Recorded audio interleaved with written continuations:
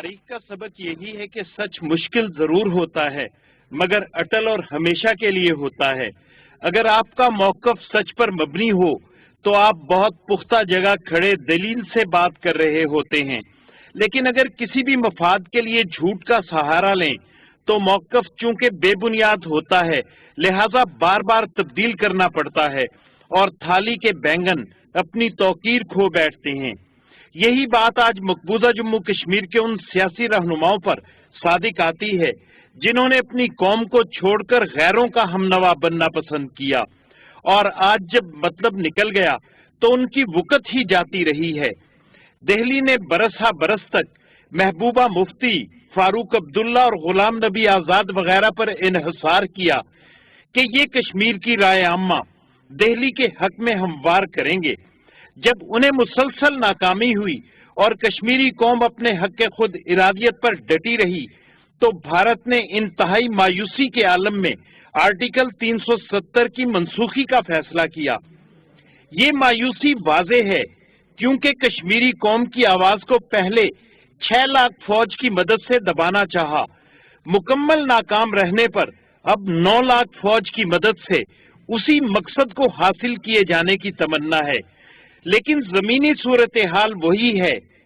Curfew, खाना तलाशियां और जुल्म सितम आखिर कब तक जारी रहेगा? कश्मीरी कौम तो अपने गुमशुदा बेटों की बाजियाबी के लिए दुनिया के हर फोरम पर आहो बुका कर चुकी।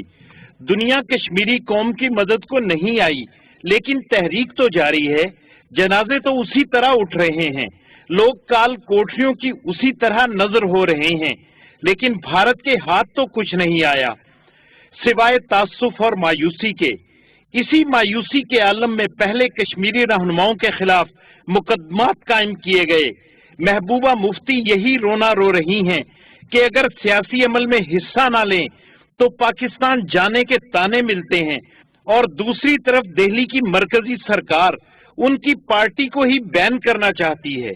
मुझे लगता है बीजेपी यहाँ अपना एक इकोसिस्टम डेवलप करना चाहती है जिसमें there is no place for real democracy in BJP's India. They want to create their own ecosystem. उनके अपने पपेट्स हैं, यहाँ भी टीम्स हैं जिनको वो इंस्टॉल करना चाहते हैं, और यही वजह है कि डीडीसी के इलेक्शंस में ये इतनी जान मार रहे हैं। इतना अगर हम इलेक्शन में हिस्सा नहीं लेते they would have called us Pakistanis, but since we chose to be participate in this elections अब हमारे लिए मुश्किलें खड़ी करते हैं रोजाना। हमारे लोगों को सिक्योरिटी नहीं है, और जो सिक्योरिटी के बगैर भी जाना चाहते हैं उनको भी घर से एक पुलिस वाला गेट पे रखते हैं, बोलते हैं आप बाहर नहीं जा सकते हैं। तो दिस इज नॉट डन। ये कैसे चलेगा? क्या ये मुल्क जो है बीजेपी के एजेंडे पे चलेगा? तो मुझे लगता है कि बहुत ही अंधेर नगरी चौपट राज हो रहा है यहाँ पर।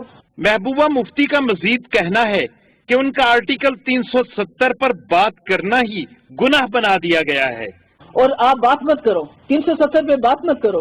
अरे आपके मिनिस्टर यहाँ आते हैं, 9 आउट ऑफ 10 टाइम्स वो 370 की बात करते हैं, और मुझे समझ नहीं आता जब वो इतने कॉन्फिडेंट है कि 370 खत्म हो गया है, वो वापस नहीं आएगा, तो why do they get rattled when I talk about 370?